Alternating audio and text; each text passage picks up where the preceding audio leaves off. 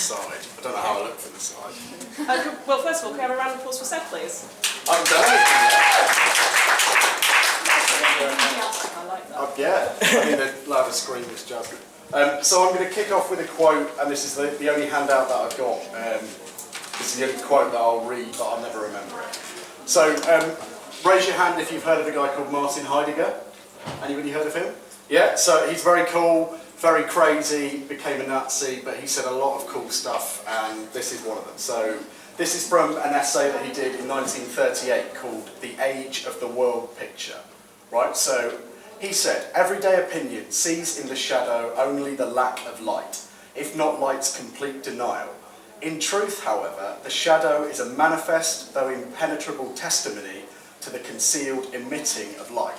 So what Heidegger meant by that was anything in our world that is in any way unclear is not unclear because it's difficult or because, not because it's difficult. That things are unclear because somebody or some group of people, or perhaps even all of us collectively, are working to make something unclear, because ultimately we can only hold so much in our heads at any one time, and in order to get through the day, maybe even get through a year or the whole of our lives individually or collectively, we have to forget quite a lot. We can't bear everything in mind. So this would be the idea of interpolation, if anybody does that in the social sciences. So I am going to apply this idea to Batman 3, and hopefully the things I say, I'll make sure that you don't necessarily need to have seen the film, but maybe some of you have. I hope you have, because then we can chat about it. So I'll be talking, until Sarah raises her hand, I'll be talking with Bane behind me. And so rather than make this, I'd really like to have like a proper conversation about the kind of things that I'm talking about, and I think we can. So does anybody want to like throw up their hand and tell me what their favourite film is? Because I think like it would be pretty easy enough. All the stuff that I've read for this, I could, as long as I've seen it, I could hopefully throw back to you some idea of what politics and ideology and maybe something a little bit more unclear operating behind a film's message may be there. So I did this in Coventry at the Transport Museum. People raised their hands and shouted stuff like Finding Nemo, and someone did Forrest Gump. So Forrest Gump, you've got the story of a guy who has a difficult life, encounters problems, and then at the end has some kind of absolution. It's a nice ending, it ends well. But then so I said something like it on that night. Did you ever realise that Forrest Gump gets where he gets in the end because he never, ever, ever questions what somebody says to him? So the army, he gets into the Peace Corps, he gets into this, he gets into that, because he never, ever says no. So it's possible perhaps to see Forrest Gump as some kind of exercise in conformity. Somebody else talked about Goodfellas. So you've got this naughty little thrill at the end where somebody in a life of crime has been brought low and everybody ends up locked up, but he's still fantasizing about his life of crime. But maybe the way the story is structured, maybe the way the ideas are presented to us is that, criminality, excess, transgression, these things are meant to be just a naughty little thrill, and maybe the film is quite insidious on that basis. Maybe it's quite frightening. So I'd be happy in this 10 minutes if all I've done is to raise the possibility that there is politics behind every piece of art, the way that Heidegger would have foreseen. That there is no such thing as happy accident, that things are structured in such a way to benefit someone, that somebody benefits all the time, and film is a good example of that. That this is an artistic medium. Batman 3 cost a lot of money to produce, and the Hollywood machine spent many hundreds of millions of dollars to portray communism. This is one of the things that I could talk about. Why would it bother to do that? Why would it bother?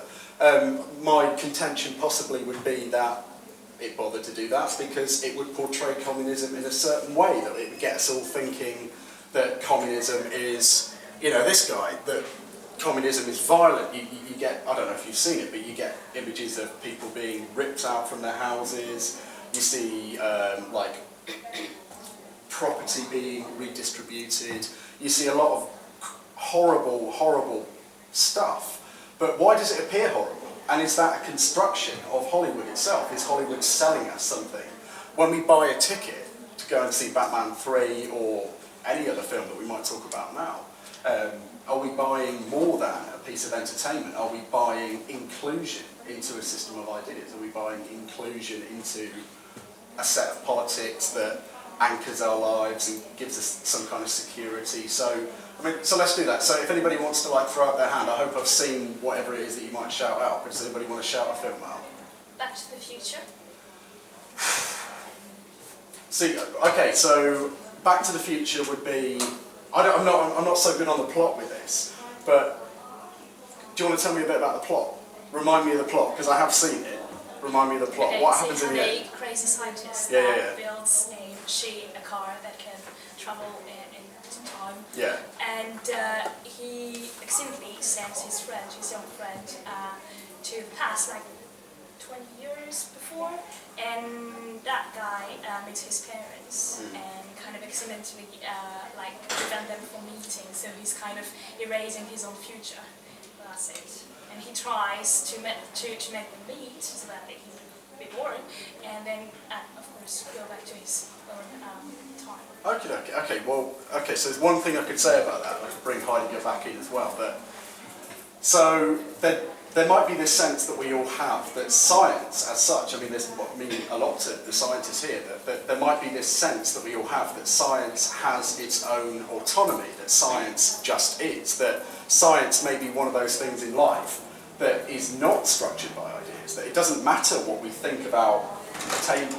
That it's still made out of materiality. This would be like the Bishop Berkeley thing, you know, I proved matter by kicking it, that science has its own autonomy. So something Heidegger said in a book called Being in Time, I don't know if anybody's ever tried to attempt that little beauty, but he says that, he makes quite a contentious point that Newton's laws were not true until Newton himself discovered them.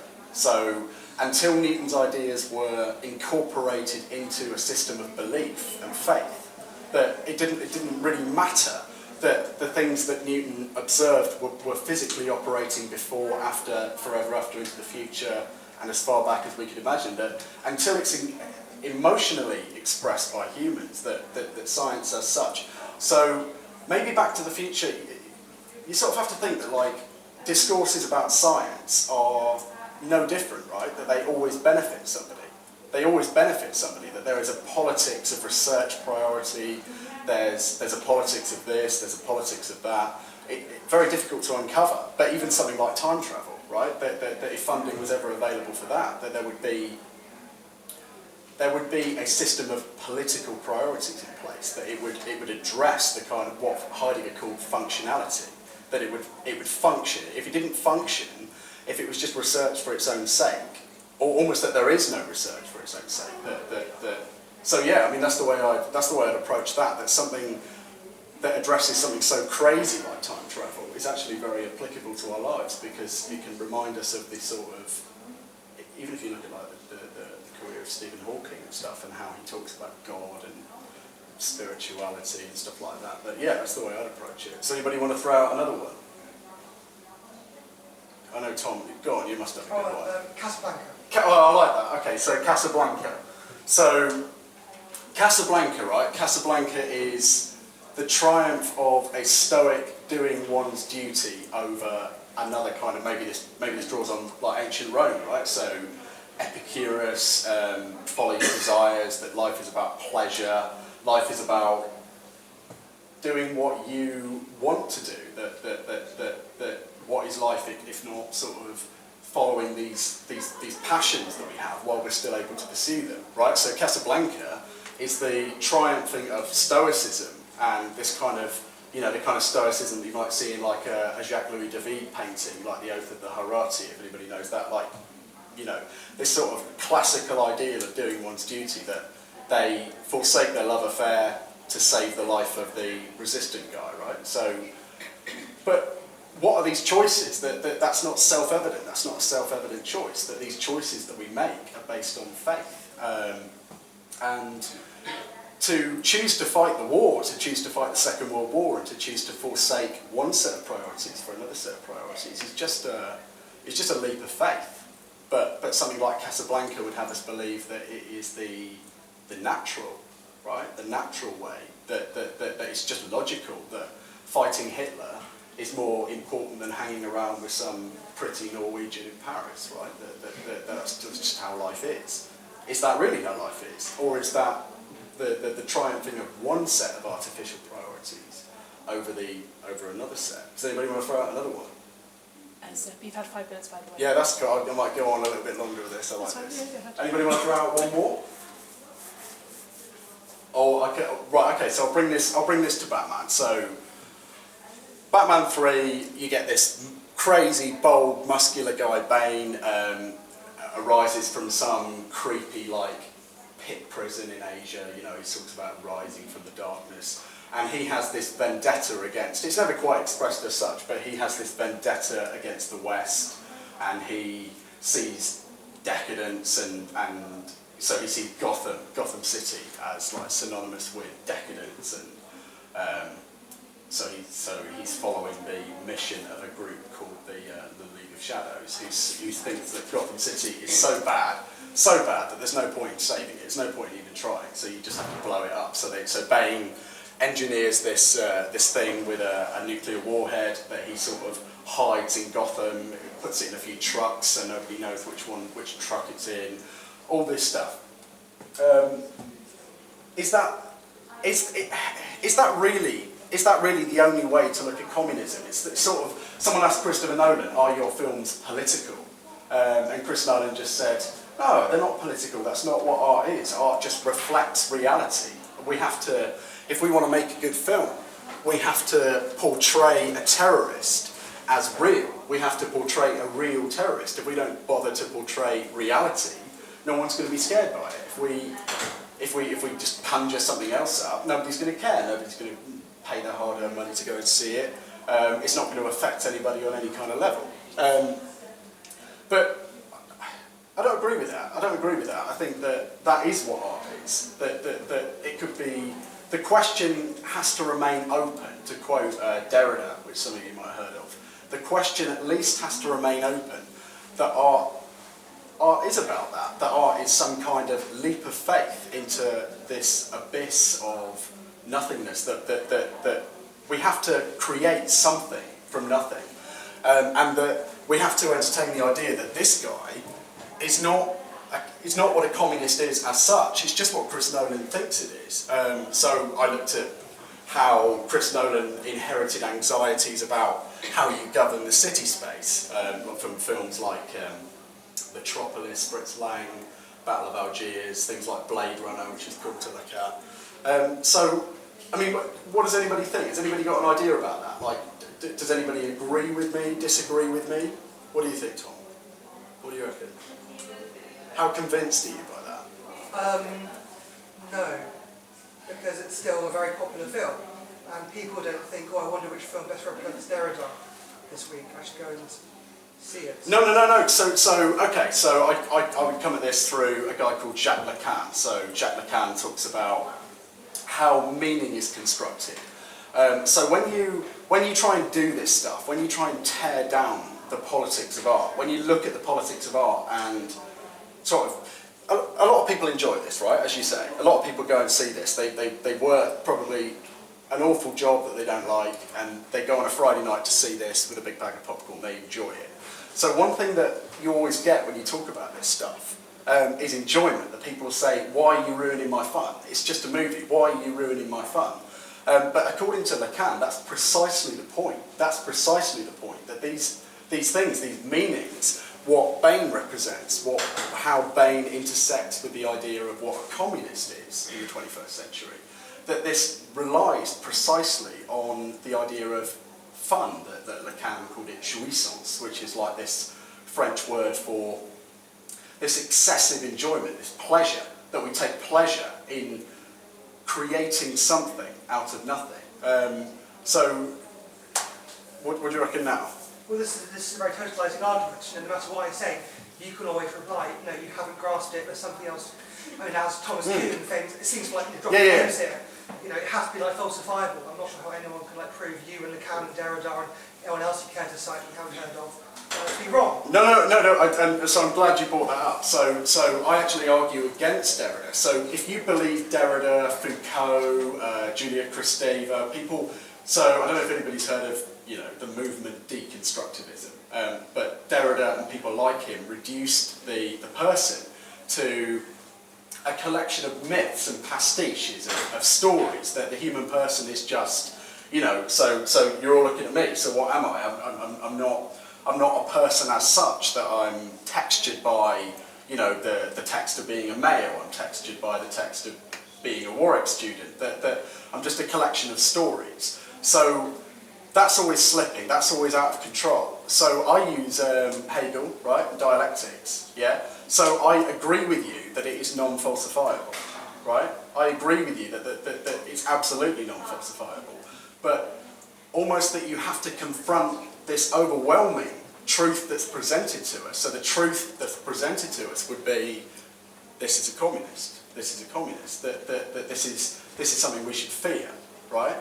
But that, I'd almost come back at you and say that is almost non-falsifiable in the context in which we live. That, okay, so interpretations of Batman characters, that if you were a little boy, you have trouble at school, you maybe have girl trouble, maybe your parents argue all the time, and you draw sort of a particular emotional resonance from the heroism of the Batman story, and you grow up to be, sort of an investment banker, right? That's from the terms of the politics that govern our society, that's more than acceptable. If a guy looks at the Joker and doesn't interpret the Joker as this sort of naughty little thrill like we might see in Goodfellas, but interprets it maybe a little bit more literally, and goes into a cinema and starts shooting people, that is considered not okay. And it's but so my contention is that it's only from the point of view of the set of ideas that govern the society in which we live that we can judge these things to be right or wrong. That Bain is a communist, right or wrong, not as such, not intrinsically, but because we have to invest things with a set of meanings that make them sort of tangible to us, that they wouldn't be tangible otherwise. So yeah, I mean, I'd love to get some questions. I could leave you with a quote from The Usual Suspects, and it addresses like this idea that things aren't ideological. That it's just a chair, it's just a table, it's just a man, it's just a communist. That no, why think too much? Is this not what gives students a bad name?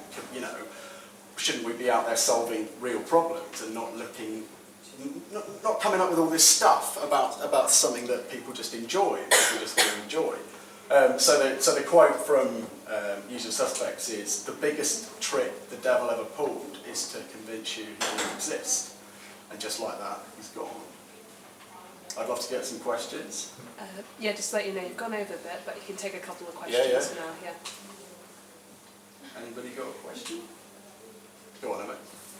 Is this the last Batman movie? It's the last Batman movie, yeah, did you see it? To the conclusion that they're portraying communism. What's that, sorry? What led you to the conclusion that they're... Well, I mean, have you seen it? Yes. Yeah, so Bain and his sort of like militant group, you get this whole extended sequence where they talk about the rich being ripped from their decadent nests, yeah? You get all these bankers dragged out into the street.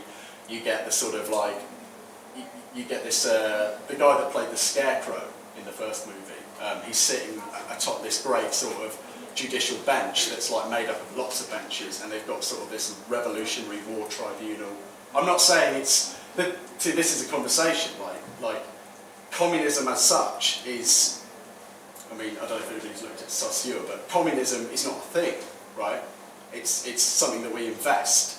So what I consider to be communism, what you consider to be communism, it precisely needn't be the same thing, that we can have very different interpretations of a work of art. So I mean, I could be totally convinced that that's, a portrait of communism, and you might not be. Do you see what I'm saying? That's almost my argument. That it's the artificiality of the argument itself.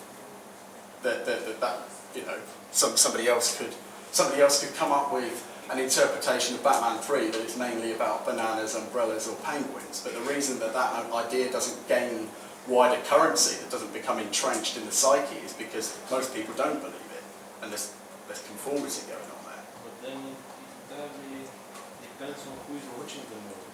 Yeah. So, if the target of this movie is the American market, let's say, Yeah. I would agree.